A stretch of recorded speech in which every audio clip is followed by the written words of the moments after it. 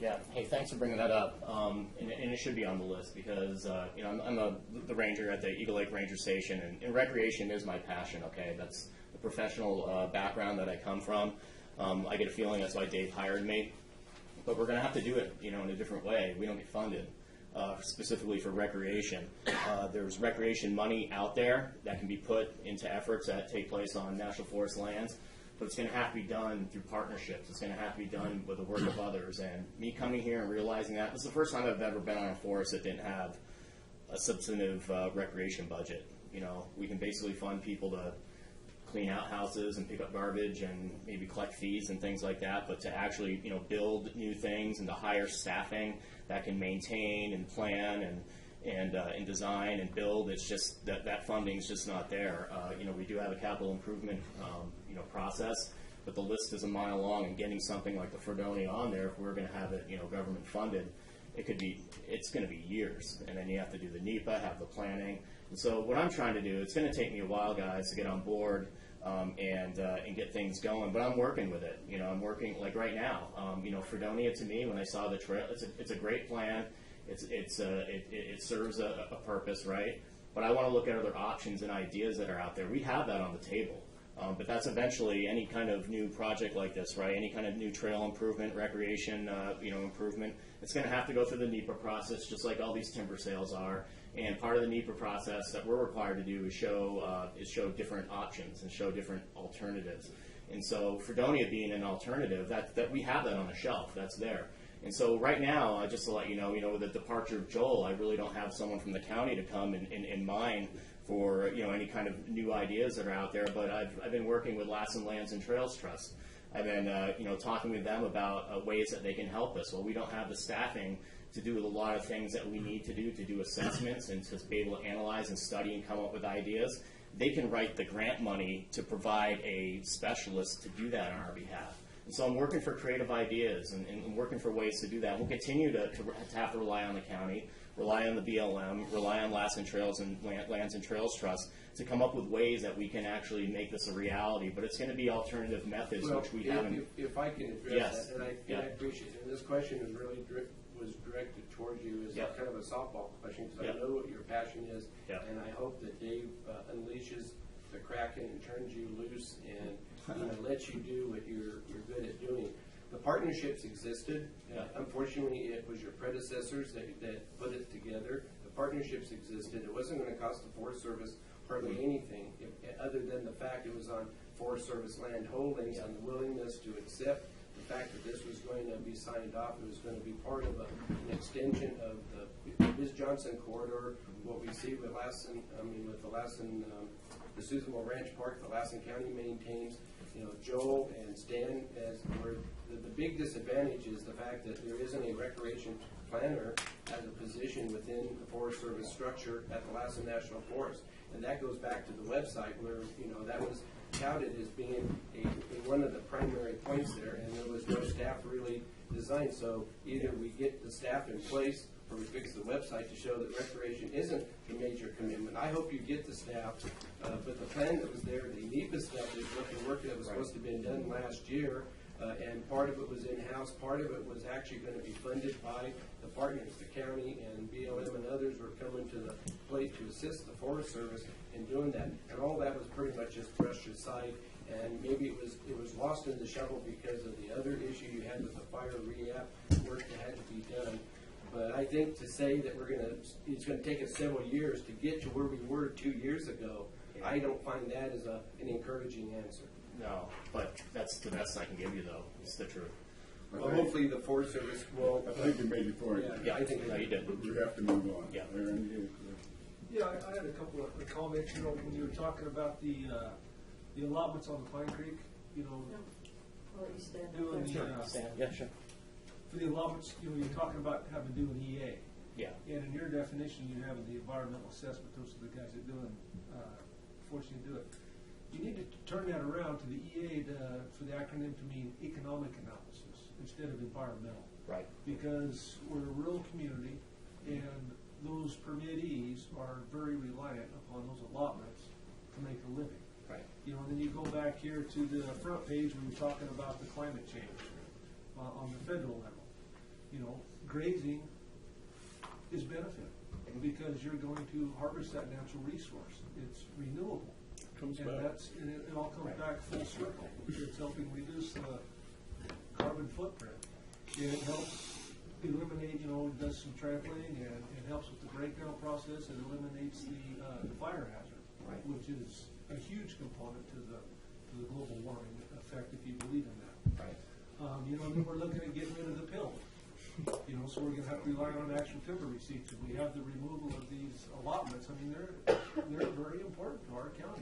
Right. To get those actual timber receipts. And so we need to focus not so much as on the environmental, but on the local economic side of it too, because we get all sucked in to all this environmental stuff. And I really want to encourage you guys to put that into strong consideration to your different options as you're looking these out. And just to be clear, the environmental assessments we're doing on these range allotments are going to ensure that the grazing permits stand and they stay. Under the Range Rescission Act, all federal lands where grazing occurs has to have NEPA done on them. What it was in the case of the Pine Creek allotment, I think the level of NEPA they tried to satisfy that with was under a categorical exclusion where one doesn't exist. And so basically it was like, you guys need to do a higher level of environmental review for that. And that's what we're doing, and it's going to work, and every allotment's going to have to go through it if they haven't already. It's like that where I came from in Nevada. There's just a schedule, and there's only so much time and effort, and they just can't all be done at once. And so under the Range Rescission Act, people are allowed to graze under their traditional on and off dates. So under the traditional terms of the permit, they can graze away as if nothing changed, and only can we change those conditions, like a lot of permittees want to. They want to be able to graze different numbers of cattle at different times of the year, which is great because it's good for the landscape, it's good for the environment, it's good for the rancher, and we can do that all together. We can't do that, though, until we've analyzed that through the environmental assessment process. And so the EA stuff is really actually good for range. It's something we're required to do, and it's going to give the operators, give the permittees a lot of flexibility in how they want to graze, which is something that not all of them can do under their traditional permit. So it's a positive, and we have to do it. So. Well, one last comment would be is the amount of time that it takes from the Baldwin Island fire, right. Because we're losing a tremendous amount of lumber quality and lumber dollars on these, whether it's a fire, whether it's a wind-blown trees. We just completed phase 1, so I mean. Yeah. Just the amount of loss of volume and quality that we're losing, the time that it takes to get this stuff run through the hoops to get out there and actually do some work on the ground. It gets very frustrating, and here again it goes back to the whole PILT thing where we're going to be losing it and it's going to come back to actual number seats. So I'm just trying to encourage you guys to find a way to try to speed that up. And I can assure you today, I have speaking to staff today, we're writing contracts on all that blowdown that's out there right now. So that's been in the works. We've been doing categorical exclusions where they work, and we've been amending existing NEPA from projects that occurred in the past but are still considered active, where we can pick these trees up and get them to the market and get them off the ground. And so those are getting written up right now as we speak. So those should be getting advertised at some point soon. So we're on it. We're working behind the scenes. We're trying to work on all that stuff, and so that's why I can report on that. And I just got back from a salvage symposium at the regional office put on for all the forests out there that are dealing with fire salvage. And I can tell you, after just hearing from the regional office and from the attorneys at the Washington office that actually work for the chief of the Forest Service, we're actually I think ahead of the game in terms of balancing our risk, in terms of how we're going about.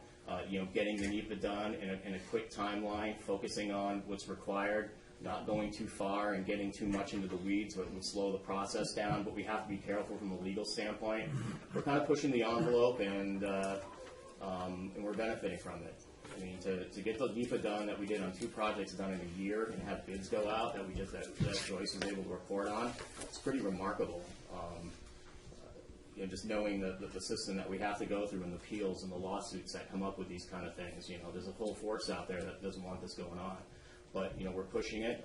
Judges they're upholding our positions, and it just emboldens us to keep doing the right thing because it's better for the landscape, and it's better for the local economy. You know, So as you move it's forward working. on this stuff, you know, you have to do these allotment techniques every 10 years. Mhm. And I don't know what you have to do on the other ones, but why not put the fire component in there if there is a fire? Because it's not a matter of if, it's a matter of when. And Right. have it in there so the boom, when it happens, we can just, it's right there and boom, you can just take it and go. I mean, good. that's another Good way to idea. be proactive about this stuff instead of waiting until it happens and then, okay, now we gotta go back and start over or make this amendment. I mean, it's already in there. If Right. it happens on that allotment, the fire or the wind blow or whatever, boom, it's already in there and you can just go straight to work. Those are the kind of comments we're looking for when we do the scoping for these EAs Well, and stuff. I mean, that's exactly it. Richard, you got a comment. Sure. We got to keep going, you guys. I apologize for almost choking on the notion that the NEPA analysis is benefiting the allotment grazers, but how many of those NEPA analysis have resulted in either an increase in AUM harvest or more flexibility in the timing of grazing? I can't tell you specifically from here, but that's the purpose of it, though, is to be able to do that, and that's the thing. You have your traditional grazing permit, and you have the conditions in it, and you have a static amount of numbers and timing. And so if the permittee wants to increase the numbers or change the timing, no environmental analysis has been done on it in the past. And just like you guys know, you hear it time and time again. Every time we do a new action, we have to do an environmental assessment on it. And that's all we're doing. So we're changing the action. We're doing the environmental assessment on it. And as long as all the resource areas can come to a conclusion that there are no significant effects, which happens a lot because it's grazing when done right. It's very beneficial to the landscapes. A lot of studies have shown. I've seen a lot of slides. I've seen a lot of conditions out in the field about it. So that's what we're striving to. So in a lot of cases, it does increase AUMs. It does increase, make different times of the year in favor of the permittee for the benefit of the resource. But I think so it does. the proof is in the pudding, and I guess it'd be interesting to see the data. Yeah. How many AUMs your forest Yeah. utilizes historically compared to what they propose. I'm surprised the data doesn't exist. But No, I'm sure it does, but someone would have to go through and actually just research it and come up with those numbers. It's nothing that I've seen compiled in a study before, but in most cases, that is what the environmental analysis is for. It's to ensure the longevity and the validity of that permit. That things are operating right out there, and the effects on the landscape have been documented. Okay.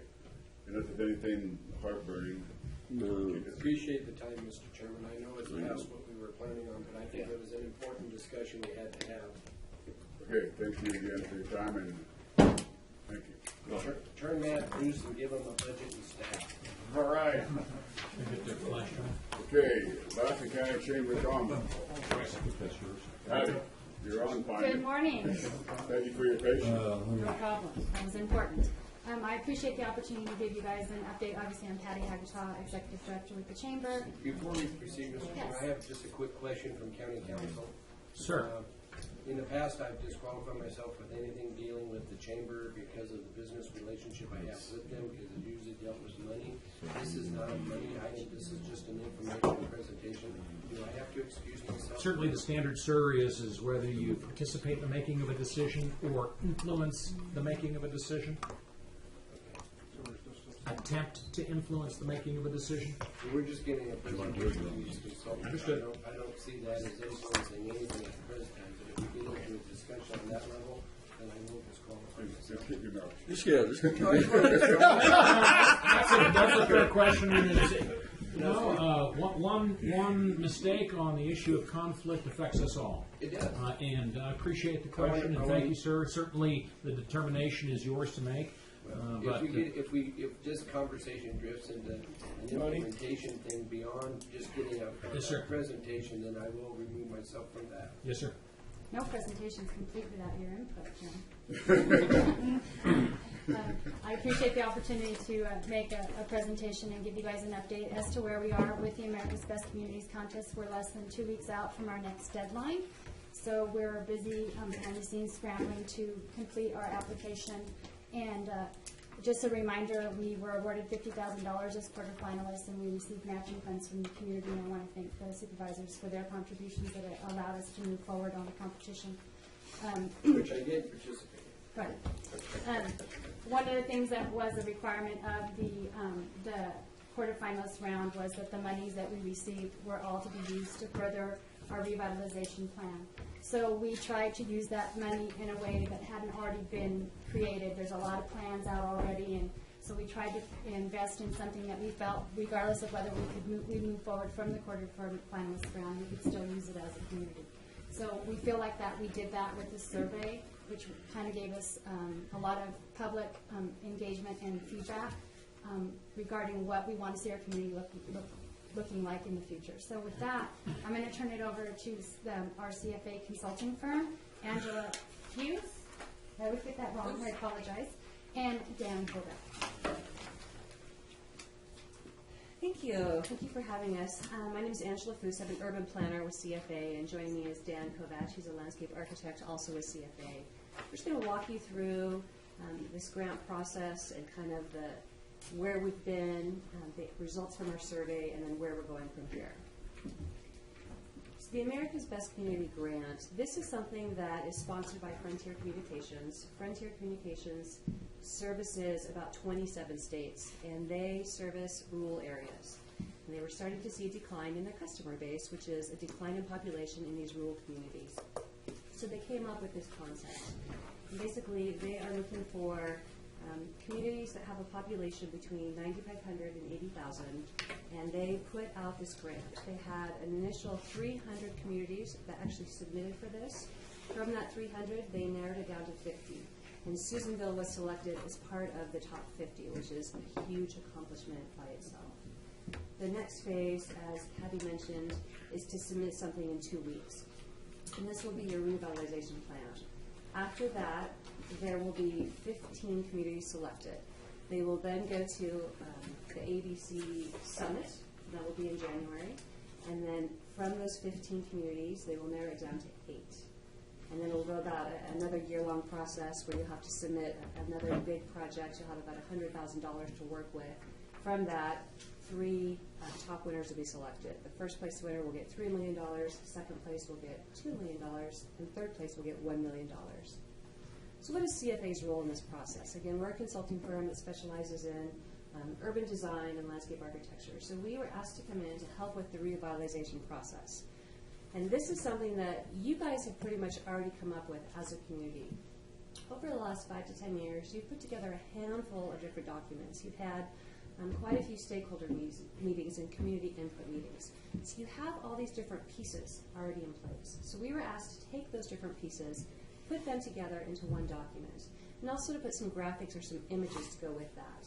There's a lot of things that people have said over the years, but what does that look like? You want to see something happen with Main Street. So you've said you want landscaping, you want different lighting, you want some wayfinding or some signage. So we tried to put something together that was pretty much a graphical depiction of what we were picking up from all these different documents and input that you created. So we took that information and we went to a survey. Hopefully everyone here has seen our survey and hopefully participated in it when it was up and open on the internet. We had it open for about 20 days. And we had another expert working with us who really was hoping for 500 responses for really good statistical analysis of the input from the survey. And the Susanville community actually gave us 720 different responses. So really a great testimony to the interaction and the ownership of the community behind this. As Angela mentioned, a big part of the survey was to incorporate some visual elements that we had been seeing through everything that we've been hearing and reading about, both here in the community and through all these documents that have been provided to us of different decision-making efforts that have gone on before. And this really goes to trying to create a unified community vision. And with that, that'll give us a lot of strength going into the next level of the ABC competition.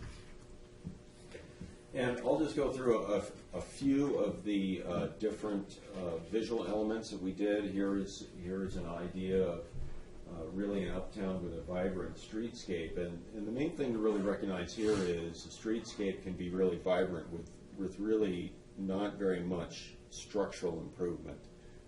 Here we just have some ideas of things happening on the sidewalk. Another thing that we took a strong look at is we've been hearing a lot about different parks on Main Street and how can those interact and really improve the Main Street of Susanville itself. And this is the empty lot in Uptown and really just an idea of what could happen and how that could really affect the Main Street experience itself. And as you can see here in the sketch that we've done, we're actually pulling some of that landscape out of that space into the street itself to more highlight that space. Storefronts, empty storefronts is, I think, a problem in a lot of different communities, and one of the ideas that we came up with, actually a recommendation from an architect that we had worked with on this process, is to come up with some very inexpensive banners or appliques to the windows of all those empty storefronts. Goes to two different ideas here. One is to create the perception of those storefronts not being empty, and then the second thing is to really start to promote or market, say, a new identity or a new outlook for Susanville itself. And then we also took a look at a lot of building improvements, and again, looking at different techniques that would have a unifying element, but that really didn't take a whole lot of, again, structural improvement. Here we're just looking at awnings and perhaps paint color and things of that nature to, again, unify Main Street. And then bulb outs, or safe crossings as they're sometimes called, is just an extension of sidewalks at corners to give less distance actually to cross any particular street, in this case Main Street. You've got 4 travel lanes, 2 parking lanes right now, which makes for a fairly intimidating situation to try to get across. And then Main Street really presents us with a wide variety of different conditions, and a lot of what we're taking a look at through this study and through this survey are applications that can be applied in different situations and different conditions all up and down the Main Street area. And then there was a lot of input and a lot of things going on with the gateway design. One of the main things we're taking a look at here is that's a pretty wide open area, and so we're taking a look at something that's fairly monumental in scale, something big that really gives you an idea that you have entered Susanville.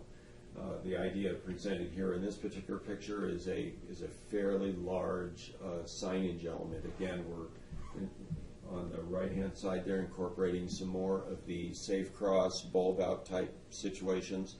And it just goes to really making a transition from the open highway to, yes, you are getting into Susanville now, and you're getting into town itself. Survey results, really just a few things here on the survey results that I'll highlight. One is heritage, historic heritage should really be incorporated. And even though the entire length of Main Street is identified as being important, it also was identified that Uptown is really a historic gem, a really historic epicenter, if you will. There are really 3 big priorities that came out of our survey. One is pedestrian-friendly design, again, being able to cross the street. What is there on Main Street that gets away from the automobile and relates more to people? Preserving the connection to Susanville's heritage, again, that historic element. And then one of the other big survey results that came out was a signage program directing visitors to assets outside of Main Street, using Main Street really as a jump-off point. And I think that's of great interest to you here on on the board. A lot of different things came out in our results: landscaping, sidewalks, improved storefronts, reduced travel lane, again that pedestrian-friendly aspect, and again signage to direct people to different areas around Main Street itself. So the final product now is what we have is a Main Street revitalization plan, and it's not a thick document. The idea wasn't to put together a 100-page document that was going to sit on a shelf, like so many documents that you guys have approved before. The idea was to put together something that was short and concise that you guys could look at and say, okay, there's pictures, this makes sense. This is what it looks like now, this is what it could look like. And also to be able to have a document that you could give future businesses that want to come to Susanville and say, this is what our image is, this is what our vision is, this is what we want you to do as you're coming to Susanville and developing. Thanks. And again, so the next steps. The next big submittal date is coming up in 2 weeks, where we will submit the revitalization plan. That will go through a several-month process where the 50 communities will be narrowed down to 15. After that, it will be narrowed down to 8, and then, of course, the top 3. But one thing we wanted to point out is what you guys are already doing as part of this vision process. Here's a couple examples of before and after. As you can see on the left, we have a streetscape on Main Street where there's light poles in the way, power poles and utility lines. There's no landscaping. There's no sidewalks. And then you look at after, where development has occurred and they've actually incorporated these concepts. So things are happening, and you guys are already doing some of these things. Again, with the architectural design, you can take some of these historic existing buildings and make some simple changes with awnings and painting and changing the facade so that it's not something major, but it's something that you can do kind of in these incremental steps. Just one thing that we have learned through this process in coming here is that this community has so much support already for this revitalization plan. We didn't have to sell anything. You guys came to us and said, this is what we want. We're tired of having these stakeholder meetings. We're tired of having these community input meetings. We want to see things happen. So that's great. Most of the time when we go into communities, it's kind of this long process of this group wants this and this group wants this, but you guys already know what you want, and you're willing to do it. So you are a step ahead. And I will say, too, no matter what happens with this grant, even if you stopped right now with the $50,000 and the output that you have now, it's a huge step from where you were even 6 months ago, right? Because now you have a document that you can stand behind and say, this is what our community wants. This is what we've taken from city staff, county staff, Chamber of Commerce. They've had all these documents put together. We've condensed it and put it into one document. This is the vision for Susanville. And I think that's huge. And I think the fact that you guys are your own cheerleaders is also huge, because you have business owners that want to do something. And so this gives them some ideas and some creative solutions that, again, it's not so expensive that they have to start all over. It's things that you could be doing now. With that, like I said, we have 2 more weeks until the next step, and then our role here will be over, but we really are excited about what you guys are doing, and anything that we can do to help you, we definitely want to champion and cheerlead with you as well. Thank you so much. Thank you. Do you guys have questions? Pretty good. Just for the record, I'd like to know how many of those survey answers came from somebody in North Carolina. We'll get you up right on I think you'll find it 0. Yeah.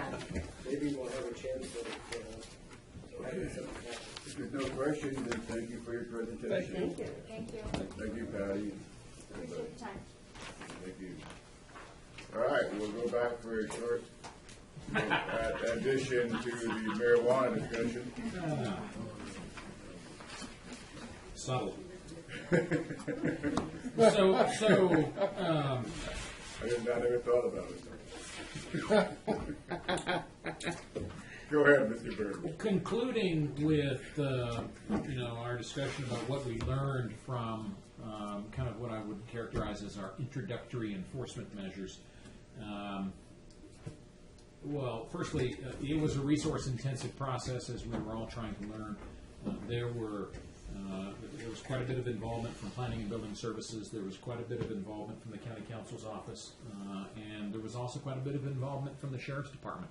And I see that as probably requiring more resources at the initial enforcement stage as we're learning our way through the process and trying to improve.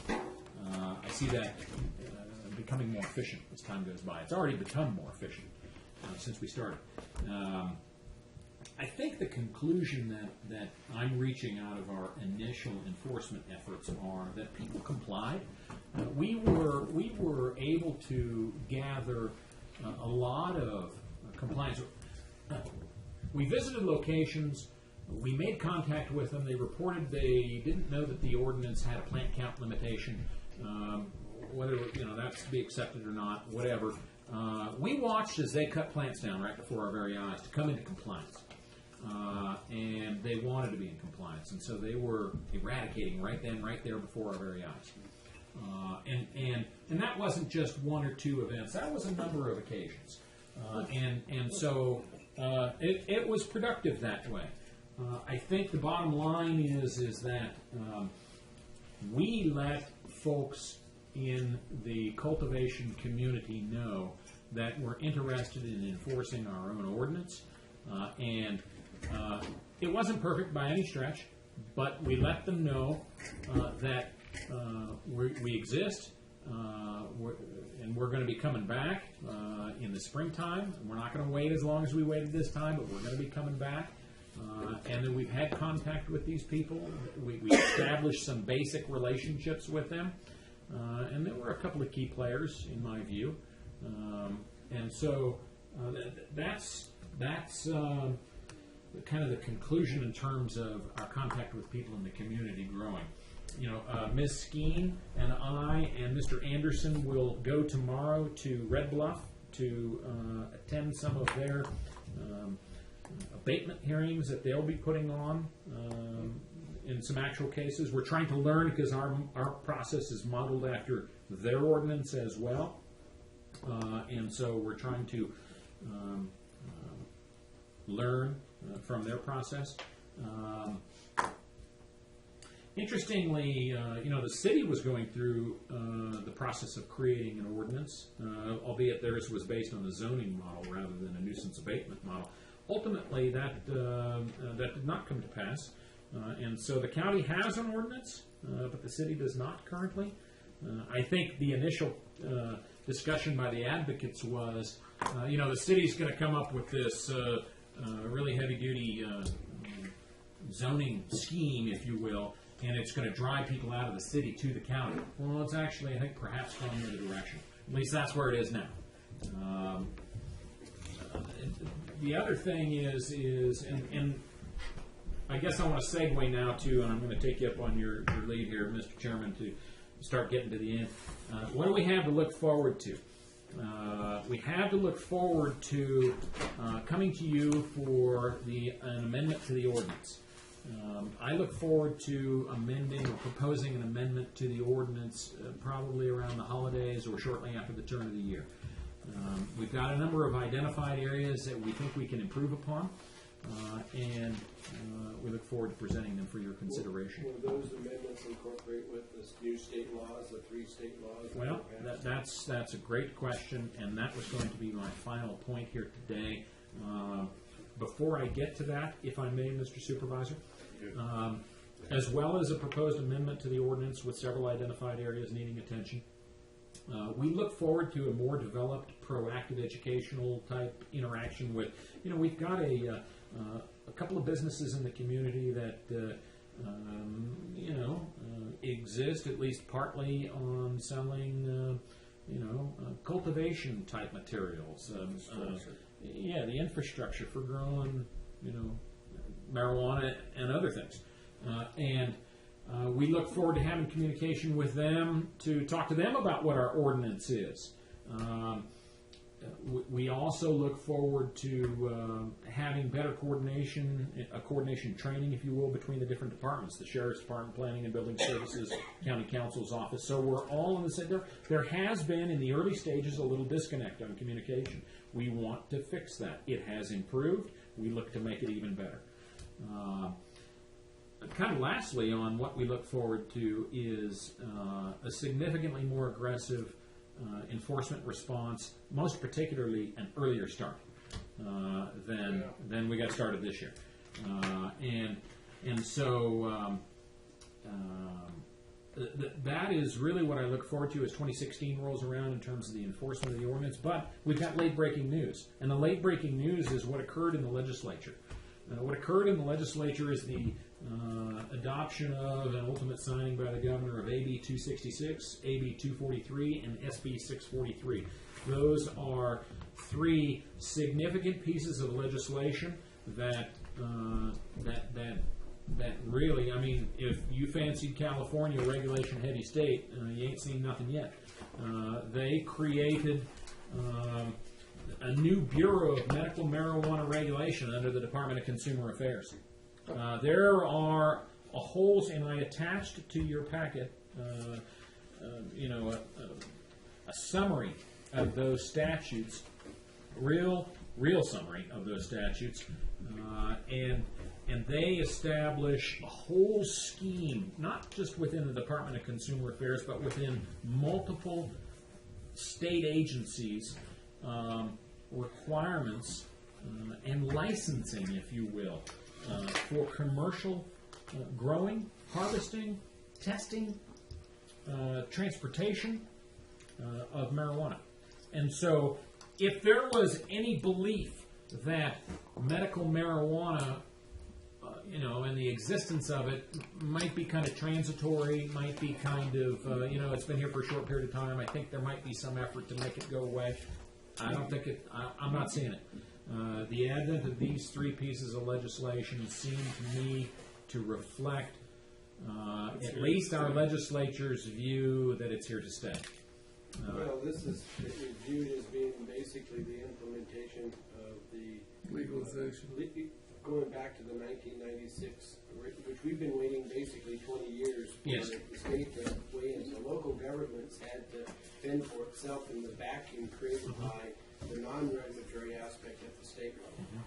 And I think what really prompted this, if you followed the legislature closely, is the fear, not the fear, but the realization that if the recreational use makes it to the ballot next year, they're looking at November of next year, that it will more than likely pass like it already has in about 5 or 6 states. And if that's the case, then if you think you got a problem now with dealing with the medical marijuana, you'll have even a bigger problem dealing with recreation. So that's where these three laws, I think, is setting the state up to finally react to the voter initiative from 1996 and giving a consistent regulatory environment across the state, because up till now it's been helter-skelter. No question. It has been county to county, sometimes city to city. Yeah, and I think that that's going to hopefully maybe come up with at least an even platform. So what we do is going to have to fit within the space that they allow there. Now, they did not preempt it. They still, if you read the laws, and I think your analysis shows that, did not preempt the local control. In fact, it actually clarified in one case, as you pointed out, where county taxation was kind of a nebulous question. Cities, it was clearly defined, and some cities do use taxing as a means of addressing some of the regulations in their jurisdiction. Counties now have that as an authority. Still requires the 2/3 vote and all that to go through like any other tax would have, but at least there is a defined path there for the county. But I want to go back to what Jeff, this board has kind of wrestled with this issue now probably a good 10, 12 years. And I think that what happened this past year and last fall into this year here, and I think with Jeff's arrival on the board, is the idea that, we're a big county. We're 4,500 square miles. So the idea that, that we have to do all this activity in this block right next to us here. Choose to do the marijuana growing for medical purposes next to the available housing and creating the conflicts there. And I think that was the approach that we've taken.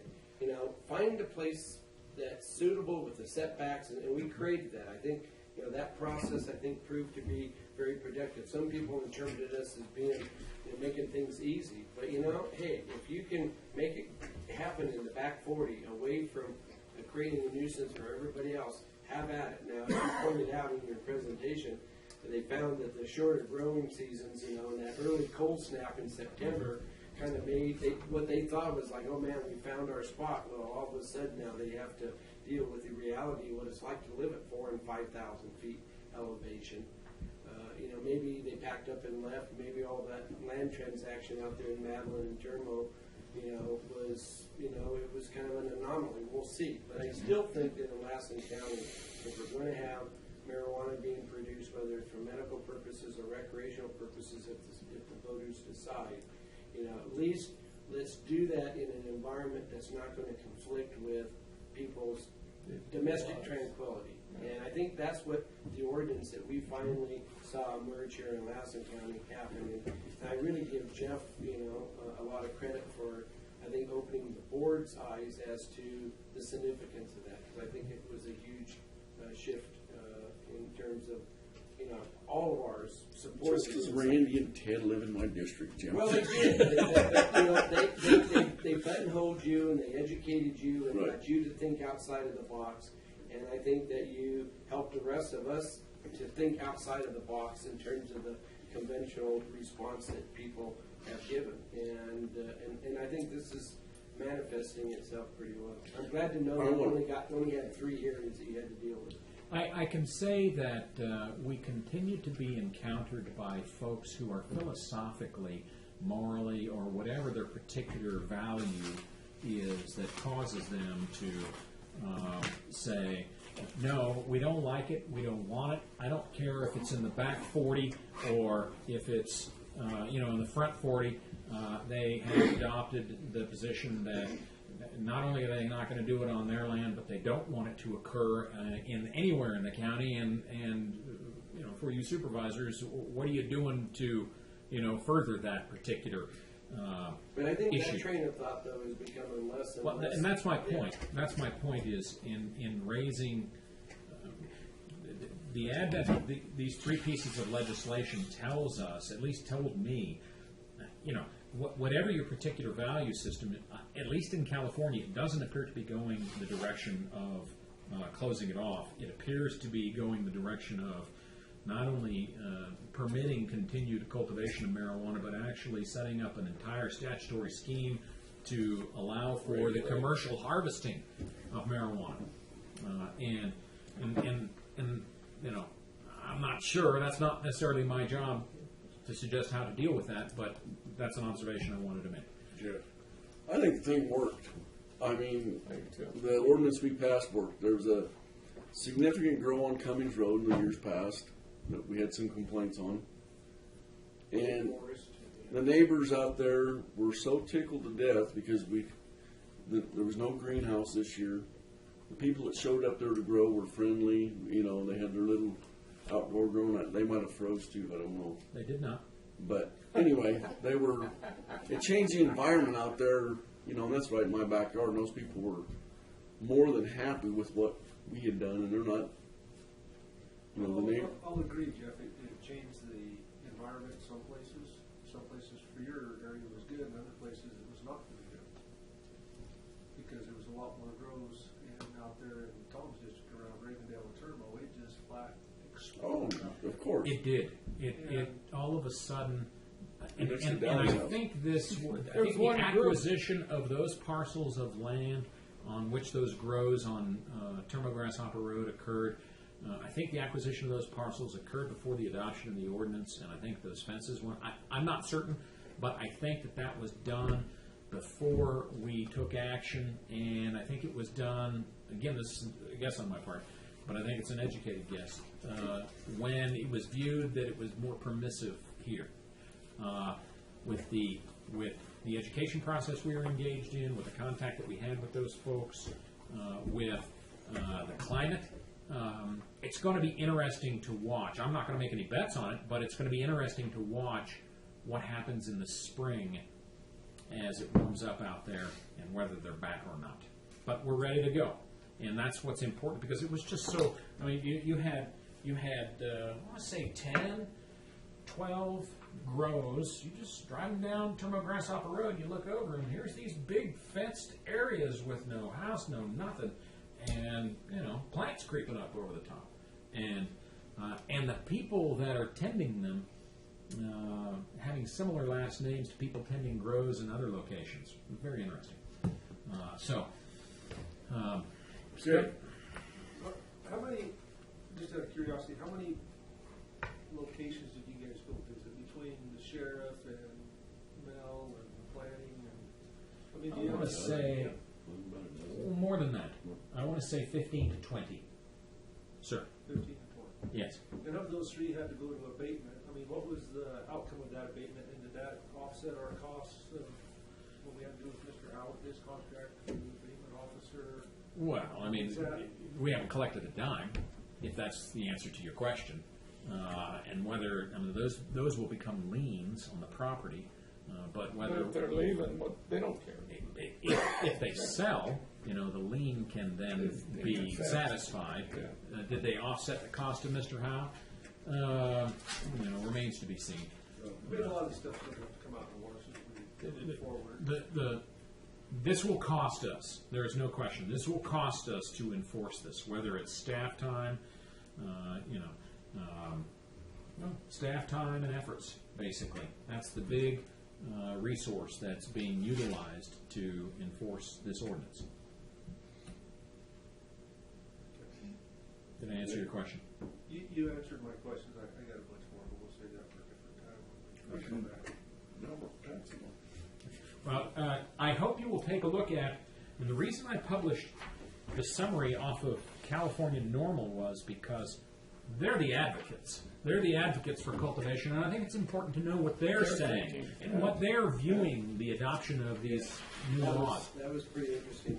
It is, and so, more to the point, there was a blog at the end of this article, and you have a bunch of people that weighed in with replies, and it's interesting to read some of them. It's kind of all over the board, but there are a lot of people that are of the cultivators that are essentially squealing, for lack of a better way of describing it, at the enactment of these new laws because they view it as not allowing any longer that kind of ad hoc approach or helter-skelter or a quilted look at. I don't get the quilters involved. Well, I was only using that because I was addressing you, Mr. Supervisor Chapman. A quilted look, basically, at ordinances or regulation across the state. I think the new laws look to make it more uniform, and I think people recognize that, and so, mixed comments, but some of them were kind of loud that they didn't like it. And so there is work to be done, making certain that we have adopted all the ordinances, adopted all the policy that we need to comply with the new legislation. And to be square with you, there's a lot of chatter going on the County Council net about these issues by a lot of people a lot smarter than me. And I am reading, watching, following, and I believe that I will see at some point a wiser approach to all of it emerge, and I look forward to presenting that to you with options for discussion. Sir. Good. Thank you, Mr. Byrne. Thank you, sir. I think that concludes our meeting. Being adjourned.